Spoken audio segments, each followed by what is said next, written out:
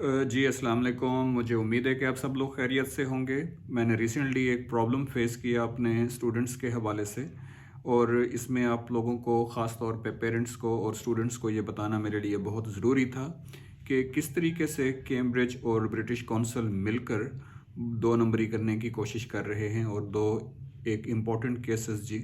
अब प्रॉब्लम ये हुआ कि अनलकीली कि ये जो प्रॉब्लम फेस करना पड़ा बच्चों को, वो दो ऐसे बच्चे थे जो कि मेरे स्टडीज़ में बहुत ही अच्छे बच्चे थे, और जिनके लिए कोई भी एक्सपेक्ट नहीं कर सकता था कि उनका जो ग्रेड है वो मेरे सब्जेक्ट में ए स्टार से कम आ सकता है जी। और देखें, जब बच्चे यूनिफॉर्म में होते हैं तो वो तमाम पेरेंट्स को, एक दूसरे के पेरेंट्स को, टीचर्स को, इवन के वो एक दूसरे को भी एक जैसे नज़र आ रहे होते हैं जी। और यूनिफॉर्म का मकसद ही यही है कि they look like same to each other, कि कोई एक्सपेंसिव, कोई डिफरेंट ब्रांड्स के कपड़े ना पहन के आया हुआ हो, ताकि वो एक सोसाइटी जो है वो पोलराइज ना हो, वो कॉम्प्लेक्स ना हो। और उसमें तमाम बच्चे ना सिर्फ टीचर्स को बल्कि एक दूसरे को और स्टाफ जितना भी है वो एक ही इंस्टीट्यूशन में वो सबको एक जैसे नज़र आए जी। अब प्रॉब्लम ये है कि हमारे इंस्टीट्यूशंस में जो बच्चे पढ़ रहे हैं, ख़ास तौर पे मैं जिस तरीके से लाहौर ग्रामर स्कूल में पढ़ाता हूँ, और हमारे इसी कैलिबर के जितने भी इंस्टीट्यूशंस हैं, लाइक बिकन हाउस, सिटी स्कूल हो गया जी, ब्लूमफील्ड हॉल हो गया जी, मतलब इनकी फ़ीसें भी माशाल्लाह अच्छी खासी फ़ीसें हैं। और हर पेरेंट की ये कोशिश होती है कि वो अपने बच्चों को एक मयारी तालीम दें, और एक स्टैंडर्डाइज्ड एक एजुकेशन हो, एक क्वालिटी एजुकेशन हो, एक रिफाइंड एजुकेशन हो, कि बच्चों को ना सिर्फ इल्म बल्कि इल्म के ऊपर इदराक भी हासिल हो, जहाँ पे रट्टा सिस्टम और क्रैमिंग या कोई इस किस्म की सिचुएशंस नहीं होती या इनका चांस नहीं होता जी। अब इसमें पेरेंट्स दो किस्म के हैं, मतलब एक समझ लें कि अपर मिडिल क्लास हो गई या एक मिडिल क्लास हो गई। कुछ पेरेंट्स ऐसे भी हैं जो कि अपनी सारी जमा पूंजी, उनकी ये कोशिश होती है कि वो अपने बच्चों की एक अच्छी तालीम के ऊपर खर्च करें जी। अब ये सारी बातें बताने का मकसद क्या है? जी हाँ, कि जिस तरीके से आप तमाम लोगों को मालूम है, ख़ास तौर पे जो कैम्ब्रिज के स्टूडेंट्स हैं, जो उनके पेरेंट्स हैं, उनको ये बात मालूम है कि अगर उनके बच्चों का ग्रेड कोई थोड़ा सा अप डाउन हुआ है तो वो आप रीचेक करवा सकते हैं। और रीचेक के भी दो तरीके होते हैं कि या तो आप सिंपल रीचेक, रीमार्किंग, या दूसरा जो मेथड है वो ये है कि आप अपने पेपर का जो ट्रांसक्रिप्ट है कि जो बच्चे ने लिखा है, इवन के वो भी स्कैन्ड कॉपी आपके पास आ जाती है जी। तो जितना हाई लेवल पे आप चेकिंग करवाएंगे, ट्रांसक्रिप्ट भी मंगवाएंगे साथ, तो लाजमी सी बात है कि उसके चार्जेस या उसकी फ़ीसें भी ज़्यादा हैं जी। अब मिनिमम जो सब्जेक्ट हैं जी पाकिस्तानी स्टूडेंट के लिए, वो आपको पता है कि 8 सब्जेक्ट हैं जी। इंटरनेशनली अगर आपने ओ लेवल करना है जी किसी स्टूडेंट ने, तो उसके लिए 5 subject. Otherwise being living in Pakistan you have to appear in 8 subjects. और कुछ बच्चे इससे ज़्यादा भी रख लेते हैं, ऐड मैथ्स रख लेते हैं, बायो के साथ कंप्यूटर भी रख लेते हैं जी। तो 9-10 सब्जेक्ट्स भी, इन्वायरमेंटल रख लेंगे, ग्लोबल पर्सपेक्टिव रख लेंगे, सोशियोलॉजी एंड एक्सेट्रा। तो वो तो आपकी मर्ज़ी है कि जितने मर्ज़ी है जी आप सब्जेक्ट्स रखें जी। अब इसमें हुआ ये है कि मैं फिर बात करना, फिर ज़रा मैं रिपीट करना चाहूँगा कि दो किस्म के पेरेंट्स हैं। एक वो जिनके पेरेंट्स रीचेकिंग की फ़ीस, इवन के 8 पेपर भी रीचेक अगर करवाएं तो 8 पेपर के रीचेकिंग की फ़ीस मेरे हिसाब से कोई 2 लाख रुपया बनेगी जी। क्योंकि अगर एक पेपर की रीचेकिंग की फ़ीस विद ट्रांसक्रिप्ट जो है वो कोई 25,000 है जी। अब हर पेरेंट ये अफोर्ड तो नहीं कर सकता कि वो अपने बच्चों की बड़ी मुश्किल से फीसें भी भरे, और उसका ग्रेड अगर ऊपर नीचे हुआ है जी तो वो उसकी रीचेकिंग की फीस विद ट्रांसक्रिप्ट भी मंगवाए जी। अब दो स्टूडेंट्स ऐसे हैं, मैं अनफॉर्चुनेटली समझ लें या फॉर्चुनेटली, मैं क्या कहूँ, मैं उन बच्चों के सॉरी टू से कि मैं उनके नाम नहीं बता सकता। हुआ ये है कि एक दोनों जो स्टूडेंट्स हैं उनके 7 A स्टार्स हैं, और मेरे सब्जेक्ट में उनका B था। अब 7 A स्टार उनके बाकी सब्जेक्ट्स में आ रहे हैं जी। और क्या फिजिक्स में उनकी स्किल्स इतनी कम हो गई होंगी कि वो A स्टार ना सही चलो A होगा, नहीं जी, अचानक B में जी। मतलब it was very shocking news for me, even for the whole staff. मैं तो पूरा एक हफ्ता सो नहीं सका कि भाई ये पता नहीं क्या हुआ है जी। क्योंकि हमारी प्राइवेट सेक्टर में जो टीचर्स की रिस्पेक्ट है, या जो टीचर का जो नाम है, जो टीचर का मकाम है, वो उसके रिजल्ट के साथ डायरेक्टली एसोसिएटेड होता है जी। और बड़ी परेशानी के बाद जी फिर उनके पेरेंट्स के साथ भी इंटरेक्शन हुआ, तो मैंने फोर्सफुली उनको कहा कि आप इनके ना ट्रांसक्रिप्ट भी मंगवाइए जी। अब ट्रांसक्रिप्ट जब मंगवाया गया तो आप सुन के हैरान होंगे कि ब्रिटिश कौंसिल की नाअहली, या मैं इसको नाअहली समझूं या मैं 2 नंबरी 2 तरीके वाली समझूं क्या जी, कि ज़्यादा से ज़्यादा लोग अगली दफ़ा जी कि ट्रांसक्रिप्ट के साथ रीचेकिंग करवाएं ताकि कैम्ब्रिज के पास ज़्यादा से ज़्यादा रेवेन्यू इकट्ठा हो, या उनकी एक नाअहली समझ लीजिए। समझ में नहीं आ रहा जी अभी। अब हुआ क्या है, देखें पाकिस्तान में अगर किसी भी इंस्टीट्यूशन ने कैम्ब्रिज के साथ अपने आप को रजिस्टर करना है, क्योंकि हर स्कूल की एक रजिस्ट्रेशन होती है जी, तो वो एक अपना रजिस्ट्रेशन नंबर इशू करते हैं जी। अब जब स्टूडेंट पेपर देने के लिए जाता है जी, तो वो 2 चीज़ें हैं जो कि वो मेंशन करता है जी।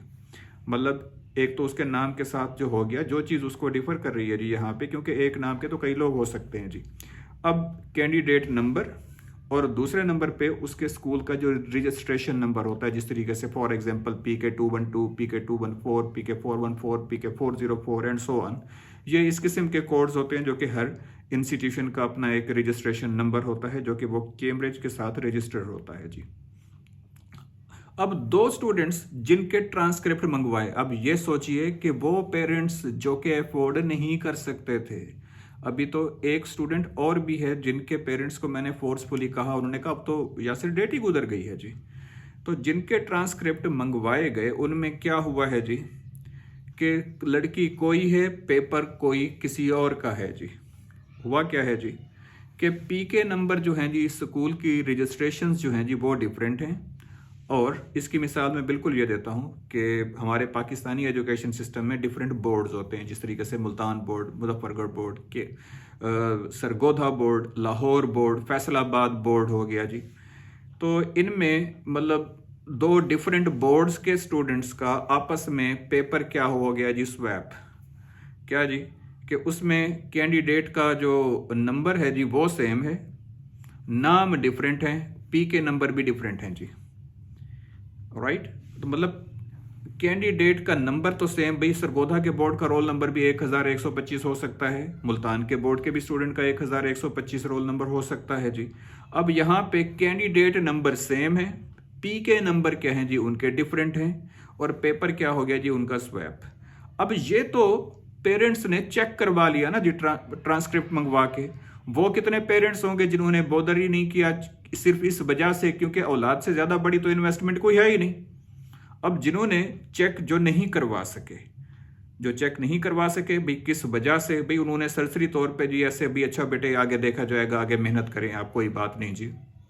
अब इन पेरेंट्स को फोर्सफुली, उनकी अपनी भी ख्वाहिश थी और ज्यादातर मैंने भी फोर्स किया कि आप इनके ट्रांसक्रिप्ट मंगवाएं जी प्लीज, क्योंकि मैं टीचर हूं, टीचर भी एक बाप की तरह होता है, उसको अपनी औलाद के बारे में पता होता है कि वो कहाँ पे स्टैंड करती है, वो क्या, उसकी कितनी तैयारी है, उसने आपको टेस्ट कैसे दिए हैं जी, और क्रिटिकल जो आप लोगों ने उनसे टेस्ट लिए हैं जी उसमें उन्होंने क्या परफॉर्म किया, तो आपको पता होता है जी।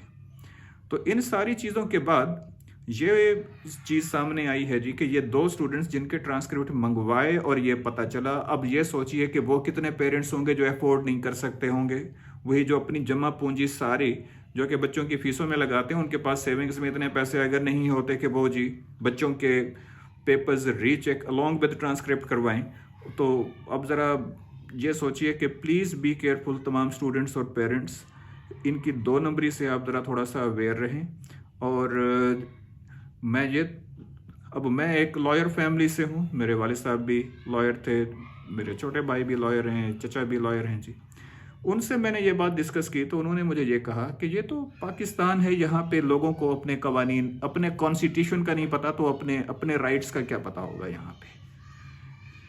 अगर यही काम इंग्लैंड में हुआ होता तो आप उनके ऊपर डैमेजेस सूट, जिसको हम बोलते हैं जी कि हर जाने का दावा, जो कि करोड़ों पाउंड्स में कर सकते हैं, रुपीज में नहीं, I am not talking about rupees, dollars में भी नहीं, पाउंड्स में कर सकते हैं। पाउंड आपको पता है कि डॉलर से भी ज़्यादा स्ट्रांग है जी। इनकी तबीयत साफ हो जाए एक बार, भाई इतना, भाई क्या जी कि अगर किसी की गलत हरकत की वजह से अगर आप स्ट्रेस में चले जाते हैं जी, और अगर आपके फेम को नुकसान पहुंचता है, दोनों काम हुए हैं, बच्चे की सेल्फ रिस्पेक्ट को नुकसान पहुंचा, उसको हमारे जिस तरीके से कल्चरल कॉन्स्टेंट्स हैं, फलां के देखें इतने A स्टार्स हैं, फलां के ये हैं वो हैं जी, टीचर की रिस्पेक्ट को भी नुकसान पहुंचा कि भाई बाकी सब्जेक्ट्स में उसके स्टार्स हैं, इसके जी फलां सब्जेक्ट में जी इसका बी है।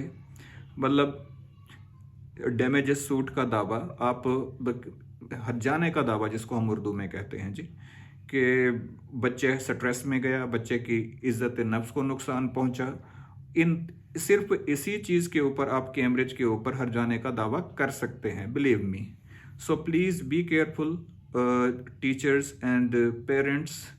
और तो ठीक है कि भाई अगर अब बच्चे का ग्रेड इम्प्रूव हो जाता है तो कैम्ब्रिज आपको फ़ी भी रिफंड कर देता है, इसमें कोई शक नहीं है जी। लेकिन जो वक्ती तौर पे आप लोगों ने स्ट्रेस को फेस किया, पेरेंट्स ने, बच्चों ने, टीचर ने, तीनों ने एक साथ एक ही स्ट्रेस को जो फेस किया, जो एक प्रॉब्लम को, एक अनफेम को, एक मेंटल स्ट्रेस और प्रॉब्लम्स एंड सो ऑन, फलां की बात सुनो जी, फलां का ये जी, फलां ये कह रहा है जी एंड सो ऑन।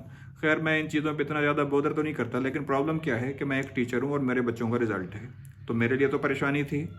हाँ भाई कोई और बात है कि भाई लोग क्या कहेंगे, ये है वो है जी, I don't like this, I don't care about this. तो बहरहाल मुझे बड़ा गुस्सा था। मैंने सोचा कि मैं इस बेसिक चीज़ जो है वो ये है कि अवेयरनेस हो आप लोगों को, कि नेक्स्ट टाइम आप लोग ज़रा अवेयर रहिए अपने बच्चों के रिज़ल्ट्स के हवाले से, और ज़रा थोड़ा सा अकाउंटेबल भी हों, और इस ब्रिटिश कौंसल को ज़रा सही तरीके से डील करें, और कानूनी तौर पर कि इनको लीगल नोटिस भी भेजा जा सकता है। इसमें कोई डरने वगैरह की ज़रूरत नहीं है जी। इवन कि इसमें मैं भी पार्टी या फरीक बनने के लिए तैयार हो जाऊंगा अगर किसी और को ये प्रॉब्लम फेस करना पड़ा है जी। ठीक है जी, ऑल द बेस्ट, अपना ख्याल रखिए, और मज़ीद वीडियोस को देखने के लिए प्लीज़ मेरे चैनल को सब्सक्राइब कीजिए। ये मेरा चैनल नहीं, ये आप लोगों का चैनल है। इंशाल्लाह नेक्स्ट वीक नई वीडियो के साथ आप लोगों के साथ हाजिर होंगे। और वीडियोस बनाने का मकसद यही है कि भाई स्टूडेंट्स की अच्छी ग्रूमिंग की जाए, उनको तालीम में, उनकी एजुकेशन में जो उनको मसाइल फेस करने पड़ते हैं जी, उनको डिस्कस किया जाए ज़्यादा से ज़्यादा। ठीक है, ऑल दी बेस्ट जी, सी यू, खुदा हाफिज़, अल्लाह हाफिज़।